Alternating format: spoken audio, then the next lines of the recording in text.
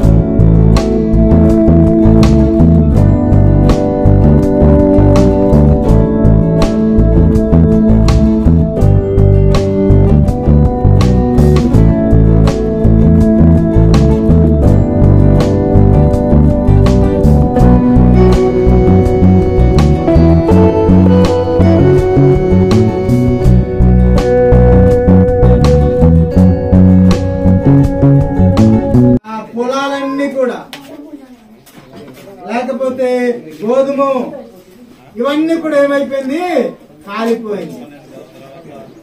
కనుక సంసోను చాలా బలం కలిగినటువంటి వాడు. సంసోను యుద్ధము చేయగలిగినటువంటి సామర్థ్యత కలిగిన వాడు. కాబట్టి ఫిలిస్తీన్లో ఉన్నటువంటి పంటలన్నీ కూడా ఏం చేశాడమ్మా, తగలబెట్టి, నక్కలతో తగలబెట్టి కాల్ చేశాడు. కనుక ఫిలిస్తీయుల చేతుల్లో నుండి ఇశ్రాయేల్ ప్రజలను కాపాడడానికి దేవుడు సంసోనును పుట్టించాడు. వాస్తవానికి సంసోను పుట్టకూడదు. సంసోను వాళ్ళ తల్లి గొడ్రాలు. కానీ ఆ దేశములో ఆ ప్రజలను రక్షించడానికి ఒక బలవంతుడు కావాలి. కాబట్టి ఆ బలవంతుడును దేవుడు పుట్టించాడు. ఆ బలవంతుడే సంసోను. స్తోత్రం. కాబట్టి మీరు కూడా దేవుని కొరకు బలవంతులుగా ఉండాలనుకుంటారా, బలహీనులుగా ఉండాలనుకుంటారా? చెప్పండి. బలవంతులుగా ఉండాలి. బలవంతుని చేతుల్లో మనం ఎలా ఉండాలి, బాణాలు లాగా ఉండాలి. ఎందుకంటే మన దేవుడు బలమైనటువంటి వాడు, మన దేవుడు గొప్పవాడు, మన దేవుడు యుద్ధము చేయగలిగినటువంటి వాడు.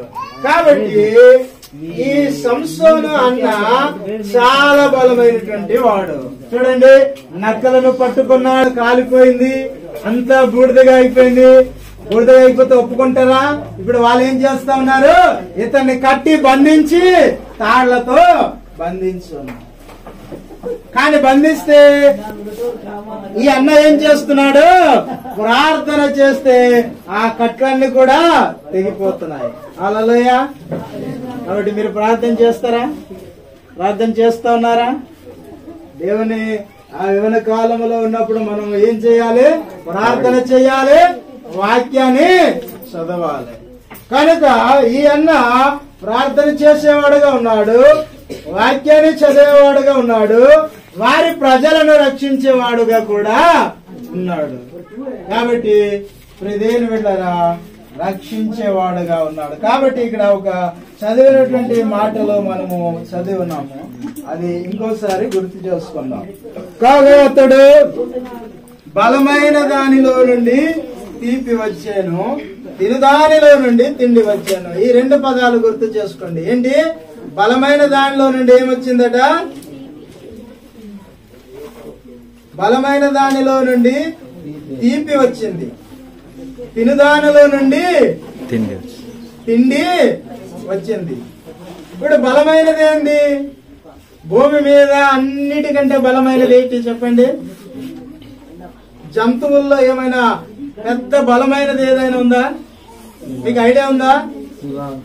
బలమైనది సింహం. అది ఎద్దులను లేకపోతే గొర్రెలను మేకలను దేన్నైనా కూడా చంపేయగలదు, చాలా బలం ఉన్నది. అవునా కదా? దాన్ని ఏమంటారు? ఈ అన్న ఏమంటున్నాడంటే బలమైన జంతు అని మనకు చెప్తా ఉన్నాడు. ఎవడు? సంసోన్ అన్న. కాబట్టి ఈ బలమైనది ఏది అంటే సింహం. ఓకేనా? అర్థమైందా? సింహం చాలా బలము కలిగినది. కనుక తినుదాని నుండి తీపి వచ్చానంటే ఇక్కడ ఏంటి అంటే, ఈ ఒక రోజు సంసోన్ అన్న నడిచి వెళ్తా ఉన్నాడు వాళ్ళ అత్త వాళ్ళ ఇంటికి. నడిచి వెళ్తా ఉంటే సంసోన్ మీద ఏమొచ్చింది? బలమైన సింహం వచ్చి అతన్ని చంపడానికి చూసింది. ఏం చేసింది? బలమైన సింహం వచ్చి సంసోన్ను పట్టుకొని తినడానికి వచ్చింది, చంపడానికి వచ్చింది. కానీ మనం ఏమన్నాము? సంసోను చాలా బలమైన వాడని ముందే చెప్పాము కదా. అయితే సంసోను కంటే బలమైనది వచ్చి అతన్ని చంపడానికి వచ్చినప్పుడు సంసోను ఏం చేశాడు? వెంటనే ఆ సింహాన్ని పట్టి రెండుగా చీల్చేశాడట. హల్లెలూయా. ఏం చేశాడు? పిల్లలు? సింహాన్ని పట్టి రెండు దవడలు పట్టి రెండుగా చీల్చేశాడు. చూడండి, సింహం ఎవరిని తినడానికి వచ్చింది? సంసోన్ను తినడానికి వచ్చింది. కానీ సంసోన్ ఏం చేశాడు? ఆ సింహాన్ని పట్టి చీల్చి చంపేసి పడేసి వెళ్ళిపోయాడు. ముళ్ళు వైపు చూడగానే అక్కడ ఏం కనిపిస్తా ఉంది? తేనె ఒకటి కనిపిస్తా ఉంటుంది. చూడండి, అదే ఆ పదం అన్నమాట. కనుక అక్కడ బలమైనది సింహము, సింహం నుండి ఏమొచ్చిందంటే తీపి వచ్చింది. కనుక తేనె అక్కడ తేనె పట్టు కట్టి ఉంది. ఆ తేనె పట్టు కట్టి ఉండగానే ఆయన ఏం చేశాడు? ఎక్కడ కట్టి ఉంది? సింహము బోర ఉంటది కదా, ఎముకలు ఉంటాయి కదా, దాంట్లో తేనె కట్టింది. ఆ తేనె కొంత తిన్నాడు, తీసాడు, తిన్నాడు. తిన్న తర్వాత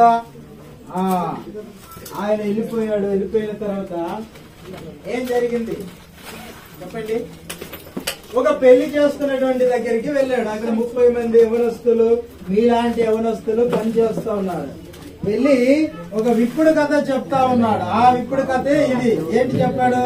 బలమైన దాని నుండి తీపి వచ్చాను, తిను దానిలో నుండి తిండి వచ్చాను. అంటే తినే దాంట్లో నుండి తిండి వచ్చింది, ఆయనకు తినడానికి వచ్చింది.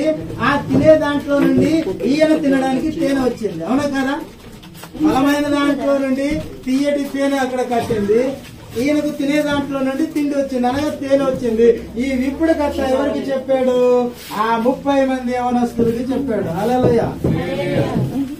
Hello hello. ఆ 30 మందికి విప్పుడు కథ చెప్పగానే 7 రోజులు పెళ్లి జరిగేది. ఎక్కడ? యూదుల సాంప్రదాయం ప్రకారము ఆ ప్రాంతాలలో పెళ్లి చేస్తే ఎన్ని రోజులు? 7 రోజులు పెళ్లి. కాబట్టి 7 రోజుల్లో నేను చెప్పిన కథను మీరు తిరిగి నాకు చెప్పగలిగితే 30 బట్టలు ఇస్తాను, 30 నాణేలు ఇస్తానని ఒప్పుకున్నారు. కానీ ఎవ్వరు కూడా ఏం చేస్తున్నారు? చెప్పలేకపోతా ఉన్నారు. చెప్పగలమా? చూడండి, అంత బలమైనటువంటి వాడు.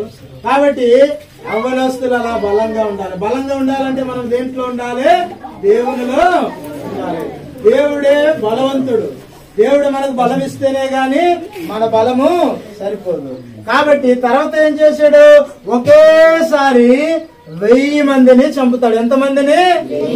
1000 మందిని ఒకేసారి చంపుతాడు. ఏదేనితో? ఒక చిన్న గాడిద ఎముక పట్టుకుంటాడు. గాడిద ఎముకతో 1000 మందిని కొట్టి చంపేస్తాడు. మరి అన్నయ్యకి గట్టిగా అయ్యగారు వందనాలని చెప్పండి. చాలా సంతోషం. అలాగే ఇక్కడ కూర్చున్న సేవకులందరికీ కూడా ఒక్కసారి వందనాలు చెప్తాం. అందరికి వందనాలని చెప్పండి. అంతే. చాలా చల్లుకున్నారు. నేనేం చెప్పాలి నాకే అర్థం కావట్లేదు. ఏం చెప్పాలి నాకే అర్థం కావట్లేదు. చాలా సంతోషం. మరి ఒక్కసారి మనము నిన్ను నన్ను సృజించినటువంటి దేవాది దేవునికి గట్టిగా హల్లెలూయా చెప్తామా? చెప్తామా? చెప్తామా? హల్లెలూయా, హల్లెలూయా. సంతోషం. మీరు ఎంత యాక్టివ్ ఉంటే మేము కూడా అలాగే యాక్టివ్ గా మీకు చెప్పడానికి ప్రయత్నం చేస్తాం. మరి మొట్టమొదటిసారిగా మనల్ని సృజించిన దేవాది దేవునికి ఈ ఒక్క కోరుకున్న ప్రాంతంలో తోడుగొండి నడిపించిన దేవాది దేవునికి కృతజ్ఞతలు చెల్లిస్తూ ఈ యొక్క చక్కటి కార్యక్రమం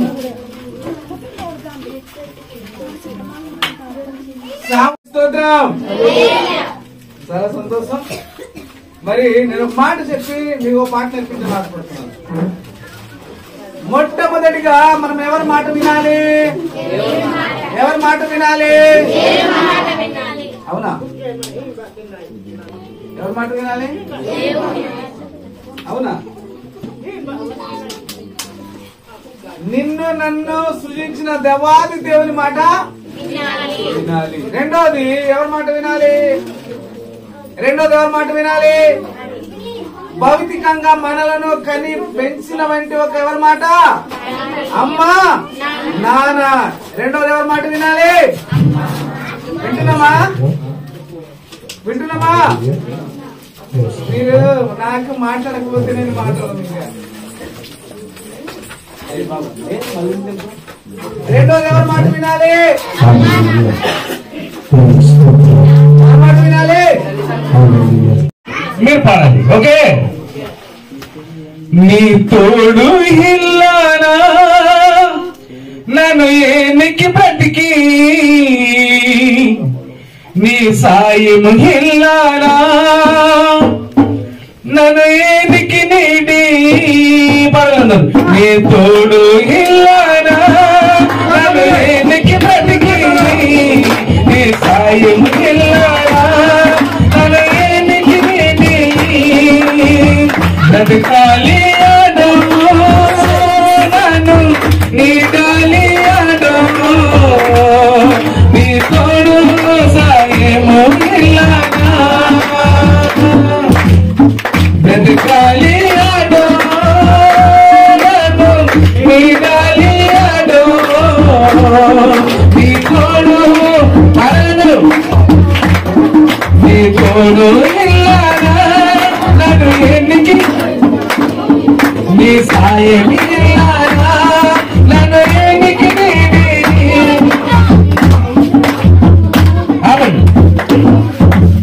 ఆయన తోడు లేకపోతే మనం ఏమైనా చేయగలమా? ఆయన తోడు లేకపోతే మనం ఏమైనా చేయగలమా? ఏమైనా చేయగలమా? ఏమి కూడా చేయలేము. ఆయన తోడు లేకపోతే మనం ఏమి కూడా చేయలేము. కనుక ఆయన తోడు మనకు చాలా అవసరమే ఉంది. ఇక్కడ ఈ యొక్క కోరుకొండ ప్రాంతంలో ఈ యొక్క మీటింగ్ రావడానికి ఆయన తోడు ఉండబట్టి మనం ఇక్కడ రాగలిగాము. దేవునికి స్తోత్రం. అందుకే ఇంకోసారి అందరూ కలిసి పడతాం. నీ తోడు ఇల్లానా నన్ను ఏనికి బ్రతికి నీ సాయం ఇల్లానా నన్ను ఏనికి బ్రతికి నీ తోడు ఇల్లానా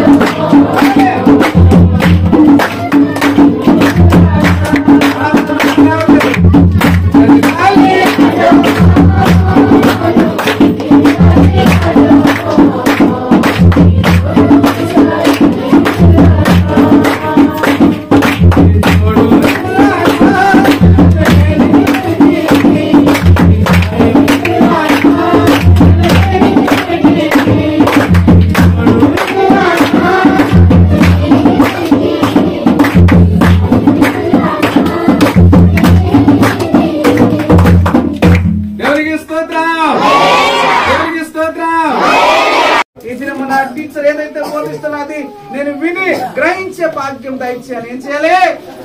ఏం చేయాలి? ఏం చేయాలి? ఈ దినం నుంచి ప్రార్థన చేస్తారా? మీరు చేస్తారా? ఈ ప్రాంగణం నుంచి ఒక తీర్మానం కలిగి వెళ్ళాలి. మీరు ఇక్కడ వచ్చిన యవనస్తులందరూ కూడా ఒక తీర్మానం తీసుకుని వెళ్ళాలి. నేను లేచినప్పుడు ప్రార్థన చేయాలి, కూర్చున్నప్పుడు ప్రార్థన చేయాలి, లేకపోతే కాలేజీకి వెళ్ళినప్పుడు, స్కూల్కి వెళ్ళినప్పుడు, తిన్నప్పుడు, పడుకున్నప్పుడు ప్రార్థన చేసే వాడిగా తీర్చిదిద్దుబడి తీర్మానం చేసుకుని ఈ యొక్క యవనస్తుల మీటింగ్ నుంచి మీరు వెళ్ళాలి. ఆ ఒక సుసాన వేసి కుటుంబము 18 మంది అన్నలు కూడా తిన్నప్పుడు ప్రార్థన చేసేవారు, పడుకునేప్పుడు ప్రార్థన చేసేవారు, కాలేజీకి వెళ్ళినప్పుడు ప్రార్థన చేసేవారు. ఆ విధంగా ఉండబట్టి దేవునిలో వారి నమ్మకముగా వారి భవిష్యత్తులో దేశానికే గొప్ప గొప్ప ప్రయోజకులు కాగలిగారు. శాస్త్రవేత్తలు, ప్రజాప్రతినిధులు, ఇంజనీర్లు, డాక్టర్లు వాళ్ళు తీర్చిదిద్దబడ్డారు. అట్టి కృప దేవుడు మీకు కూడా ఇవ్వాలని మేము కోరుకుంటున్నాం. అట్టి కృప దేవుడు మీకు ఇవ్వాలని మేము కోరుకుంటున్నాం. మనం ప్రార్థన చేస్తే దేవుడు ఇస్తారు, ప్రార్థన చేస్తే దేవుడు ఇస్తారు కూడా, ఇస్తారు కూడా, ప్రార్థన చేస్తే దేవుడు ఇస్తారు. వాక్యం చూద్దాం.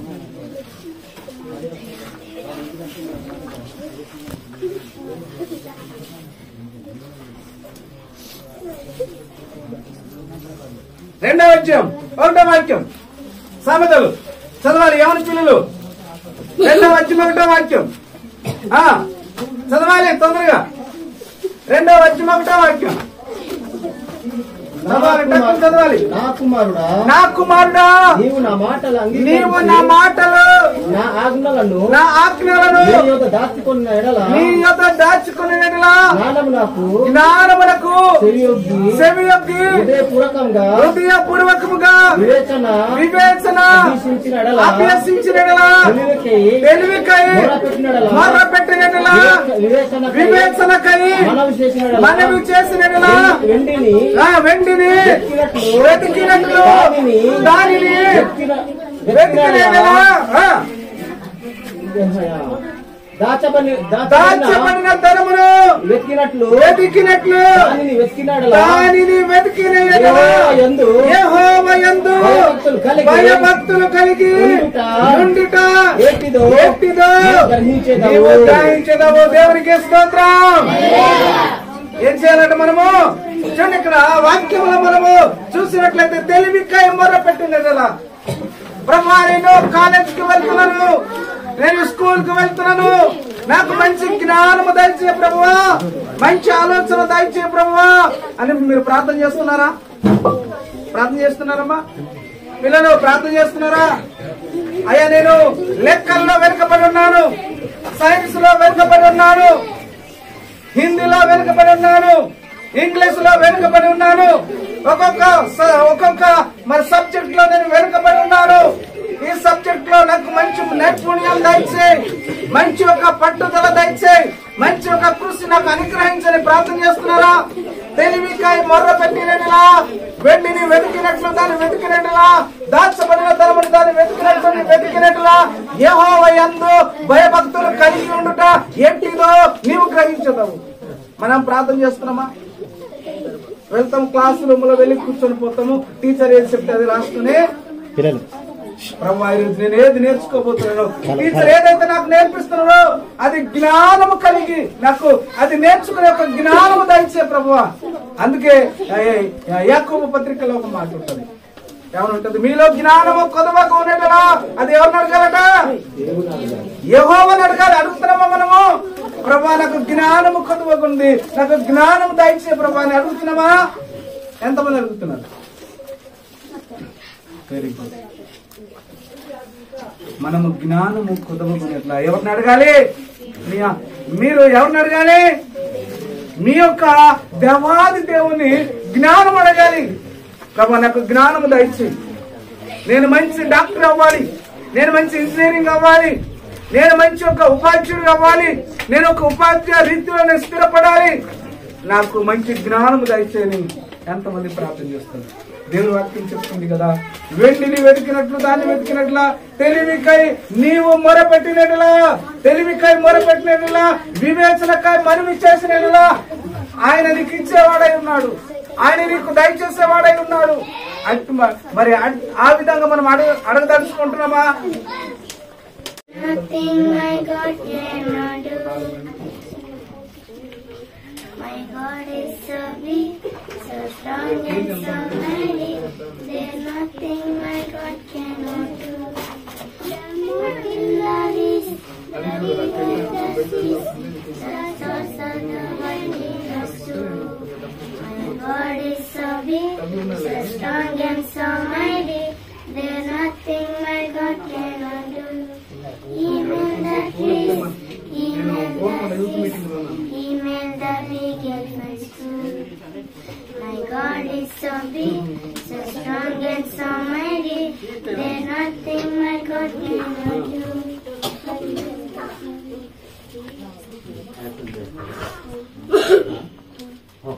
రెడీనా? ఈసారి క్లాస్ కొట్టండి. సరే, ఇది హిందీవా ఇంగ్లీష్ తో పాట పాడి తో సరే. ఇప్పుడు యాక్షన్ చూపిస్తారు, ఓకేనా? మనం చూద్దాం. యాక్షన్ చూపిస్తారు. మీరు వండి చాలా చక్కగా చేస్తున్నారు, చూసారా? ఎంత ఆనందం దేవునికి. So strong and so mighty, there's nothing my God cannot do. My God is so big, so strong and so mighty, there's nothing my God cannot do. Down in the east, the rivers, the seas, the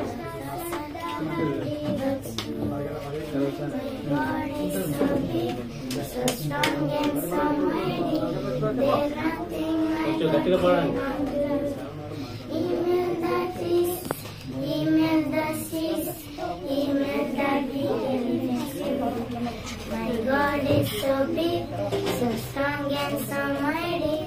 There's nothing my God cannot do for you. ఒకసారి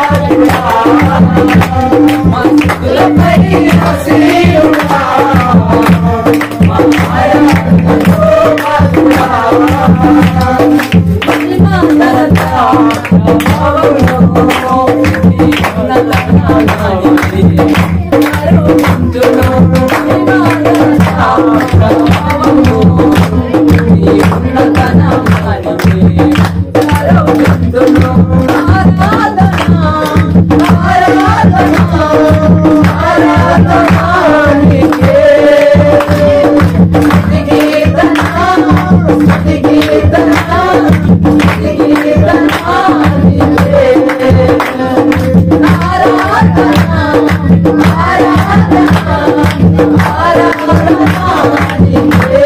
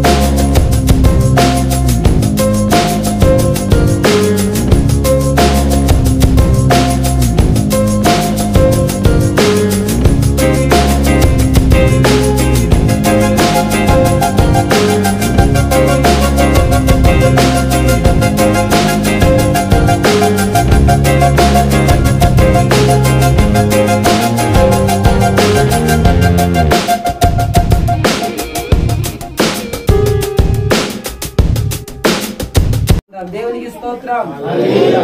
చక్కగా మరి ఈ యొక్క మధ్యాహ్న కాలములో దేవుని యొక్క పరిశుద్ధ లేఖనములో ఓ మాట చదువుకున్నాం అందరము కూడా. పరిశుద్ధ లేఖనం నుండి మనము ఒక వాక్యము చూద్దాం అందరూ కూడా. యోహాను రాసినటువంటి 3వ యోహాను, మొదటి యోహాను పత్రిక, సువార్త కాదు పత్రిక, యోహాను రాసినటువంటి పత్రిక, మొదటి యోహాను రాసినటువంటి పత్రిక 4వ అధ్యాయము 4వ వచనము చదువుదాం అందరము కూడా. బైబిల్ తీయండి, ఒక మాట చదివి ముందుకు మనము చక్కగా కొన్ని మాటలు, సమయం లేదు కనుక మనం చక్కగా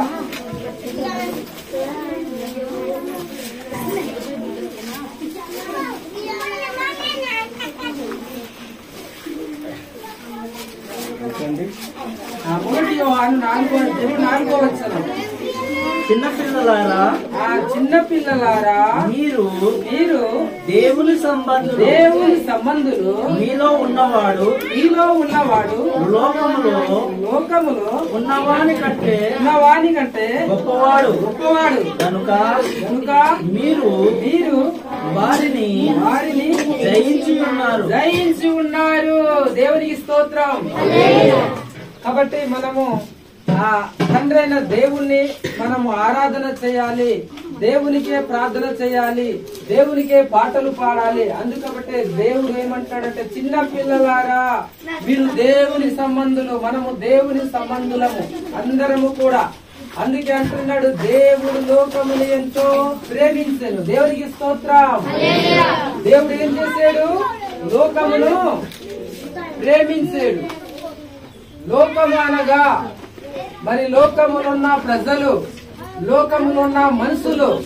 కాబట్టి లోకమనగా చెప్పండి, లోకమనగా ఈ లోకములో జీవిస్తున్న మనుషులు. దేవునికి స్తోత్రం. దేవుడు లోకమును ఎంతో ప్రేమించెను. చక్కగా దేవుడు ఇక్కడ మనకు మంచి మాట తెలియపరచబడినటువంటి మాట. కాబట్టి ఇదిగో మీరు దేవుని సంబంధులు, మనము దేవుని సంబంధులము కనుక దేవుణ్ణి మనము ఆరాధన చేయాలి, దేవుణ్ణి మనము స్తుతించాలి. సండే స్కూల్ పిల్లలమైన మనము ప్రార్థన చేయాలి.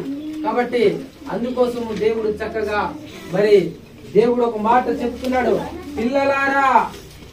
పిల్లలారా మీరు మీ తల్లిదండ్రులకు విధేయులై ఉండు. దేవునికి స్తోత్రం. మన తల్లిదండ్రులకు ఎలాగుండాలి? మనము విధేయులుగా. విధేయులంటే తల్లి మాట వినాలి, తండ్రి మాట వినాలి. తల్లి తండ్రి చెప్పిన మాటకు మనము లోబడాలి. చక్కగా లోబడదామా? తల్లి చెప్పిన మాటకు విందాము. ఓకే, దేవునికి స్తోత్రం.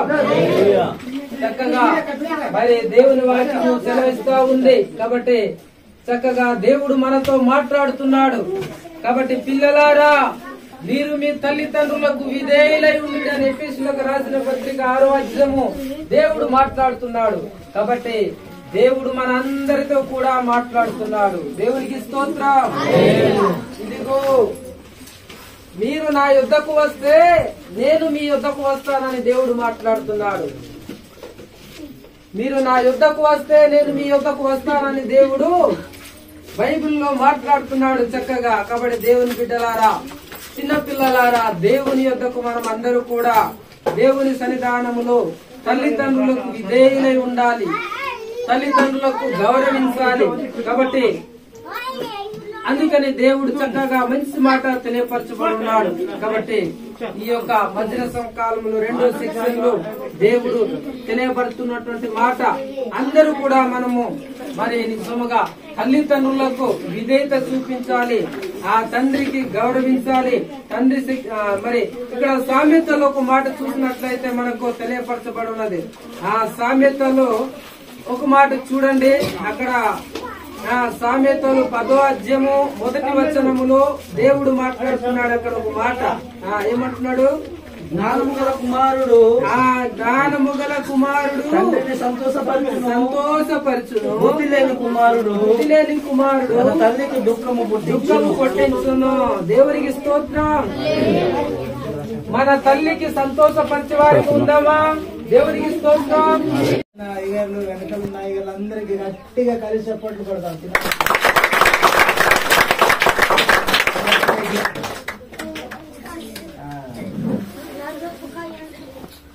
చాలా సంతోషం.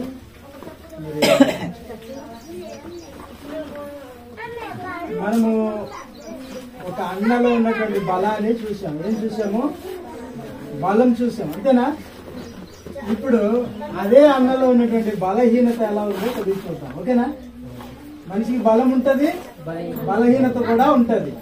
ముందుగా బలం, ఆయన బలం ఏంటి, ఏమేం చేశాడు, ఎంత బలవశాలి.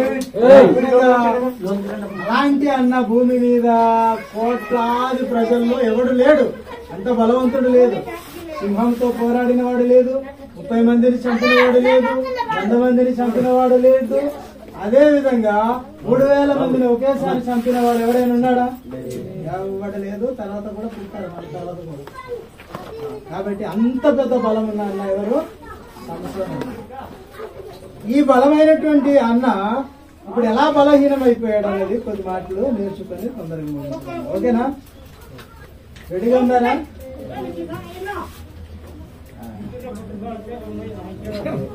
మరి వర్షం కూడా వచ్చేలాగా ఉంది కాబట్టి ఒక మాట ఇక్కడ రాయబడి ఉంటుంది, నేను చదువుతాను, మీరు వినండి.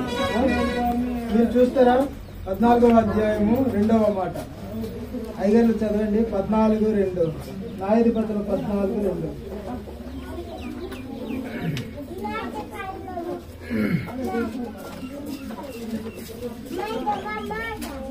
ఎంతమంది అన్నారు సింహాలను చంపారు? 10 మందా? అతడు తిరిగి వచ్చి ఓకే. తిమ్నాతులో అతడు తిరిగి వచ్చి తిమ్నాతులో ఫిలిష్తీయుల కుమార్తెలలో ఒకతను చూచి తిని, మీరు ఆమెను నాకిచ్చి పెండ్లి చేయవలెనని తల్లిదండ్రులతో అనగా, వారు నీ స్వజనుల కుమార్తెలలోన గాని నా జనులలోనే గాని స్త్రీ లేదనుకొని సున్నతి పొందని ఫిలిష్తీయుల నుండి కన్యకను తెచ్చుకున్నటకు వెళ్ళుచున్నావా అని అతన్ని అడిగిరి. అందుకు సంసోను, ఆమె నాకు ఇష్టమైనది కనుక ఆమెను నా కొరకు తెప్పించుమని తన తండ్రితో చెప్పాను. కాబట్టి ఇక్కడ చూసినట్లయితే తల్లిదండ్రితో ఒక ఫిలిష్తీయురాలు నాకు కావాలి, ఆమెను నాకు పెళ్లి చేయాలి, నేను ఆమెను ఇష్టపడ్డానని సంసోన్ అన్న ఇప్పుడు అడుగుతా ఉన్నాడు. ఏమన్నారా? పెళ్లి చేసుకోవడానికి రెడీగా ఉన్నారా? సంసోన్ అన్న ఏ స్త్రీని చూశాడు? ఫిలిష్తీయుల స్త్రీ. ఫిలిష్తీయులు ఎవరికి వ్యతిరేకులు? ఇశ్రాయేలుకు వ్యతిరేకులు. ఇశ్రాయేలుకు ఫిలిష్తీయులకు సంబంధము లేదు, పొత్తు అనేది లేదు. కానీ ఈయన ఏ స్త్రీకి ఇష్టపడ్డాడు? ఫిలిష్తీయ స్త్రీలకు ఇష్టపడ్డాడు. కనుక దేవుని బిడ్డలుగా మనము అన్య స్త్రీలకు ఇష్టపడతా ఉంటాం. అలా చేయవచ్చా? అలా చేస్తే కళ్ళు మరి మంచిగా ఉంటుందా? చూడండి, తండ్రి అంటున్నాడు, ఎందుకు వాళ్ళు సున్నతి లేని వారు కదా, ఫిలిష్తీయులకు మనకు పడదు కదా, వాళ్ళ స్త్రీని నువ్వు పెళ్లి చేసుకోవడము కరెక్ట్ కాదని తండ్రి అంటే, సంసోన్ అంటున్నాడు, లేదు లేదు లేదు, నాకు ఇష్టం వచ్చింది కాబట్టి, ఆ అమ్మాయికి నేను ఇష్టపడ్డాను కాబట్టి ఆ అమ్మాయి నాకు కావాలి అన్నాడు.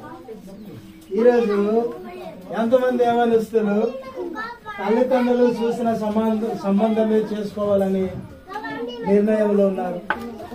మీరు చూడండి, ఇతడు తల్లి మాట వినట్లేదు, తండ్రి మాట కూడా వినట్లేదు. ఏమి అంటే, నాకు ఇష్టం వచ్చింది కాబట్టి, నేను ప్రేమించాను కాబట్టి, నేను కోరుకున్నాను కాబట్టి, నాకు నచ్చింది కాబట్టి, ఆమె అన్యురాలైనా లేకపోతే ఫిలిష్తీయురాలైనా ఆమెకు సున్నతి లేకపోయినా ఆమెనే నాకు ఇచ్చి పెళ్లి చేయమని తండ్రిని ఏం చేస్తున్నాడు? బలవంతము చేస్తున్నాడు. అంటే ఫోర్స్ చేస్తా ఉన్నాడు. ఏమండి, తండ్రిని చాలా బలవంతంగా ఒప్పించాడు. ముందుకయ్యండ్రా అంటూ ఉన్నాడు. కానీ ఏంటి, ఇక్కడ దావీదు ఒక కర్ర పట్టుకుని ఒడిస తెలుసా మీకు?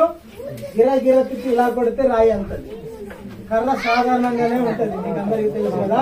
ఈ కర్రను ఒడిస పట్టుకుని, నేనున్నానురా ఇశ్రాయేలు దేవుని ప్రక్క అంటే నా దేవుని పక్షాన, ఇశ్రాయేలు పక్షాన పోరాడడానికి నేను ఉన్నానని ఆయన ముందుకెళ్ళాడు. ముందుకెళ్తే ఆయన అంటున్నాడు, అసలు నన్ను ఏమనుకుంటున్నావు? నువ్వు ఎంత ఉన్నావు కదా, నేను కుక్కని అనుకుంటున్నావా? నన్ను కర్ర పట్టుకుని వస్తూ ఉన్నావు కొట్టడానికి అంటే ఆయన అన్నాడు, నా దేవుడు గొప్పవాడు, సర్వోన్నతుడైన దేవుని నామాన నేను ఈ రోజు నిన్ను చంపేస్తున్నానని యథార్థంగా ముక్కులో వేలు పెట్టి చెప్తా ఉన్నాడు. చూడండి ఎంత ధైర్యం ఉండాలి. ఏమండి, ఎంత ధైర్యం ఉండాలి దావీదుకు. ఇశ్రాయేలు ప్రజలు సైన్యం అంతా కూడా 6 నెలల నుండి వణికిపోతూ ఉన్నారు ఆయన దగ్గరికి వెళ్ళడానికి, యుద్ధం చేయడానికి. కానీ అడవిలో గొర్రెలు కాసుకుంటూ వచ్చి ఆయన, నేను నిన్ను చంపేస్తున్నాను అంటున్నాడు. ఆయన బతికే ఉన్నాడు. ఇలా చూడాలి, ఆయన మనకంటే చాలా ఎత్తు ఉంటాడు, 6 అడుగుల. కాబట్టి ఇప్పుడే నేను చంపేస్తున్నానని చెప్పి ఒక 5 రాయిలు తీసుకుని ఒక రాయి పెట్టి అలా విసిరి కొట్టగానే ఆయన ఏమైపోయాడు? మొత్తన పడిపోయాడు. ఆయన బల్ల ఉంటది కదా, ఆయన వరలో ఉన్నది అలాగ తీసి పీక తెగ నరికేసింది. అంటే దీనికి ఈ విజయానికి కారకుడు ఎవడు? మన దేవుడు. హల్లెలూయా. దావీదులో బలము లేదు, కానీ దావీదు నమ్ముకున్న దేవుడు బలవంతుడు. మనము నమ్ముకున్న దేవుడు లాగా ఉండాలి. కాబట్టి దావీదుకు అంత బలము దేవుడు ఇచ్చాడు. గొల్లియతు మెడ నరికేశాడు, ప్రజలందరూ కూడా పారిపోయారు. ఆ దేశాన్ని ఇశ్రాయేలు ప్రజలకి సొంతం చేశాడు. కాబట్టి తర్వాత చూసినట్లయితే షద్రకు మేషకు అబేద్నెగోను ముగ్గురిని బంధించి మీరు కూర్చోండి.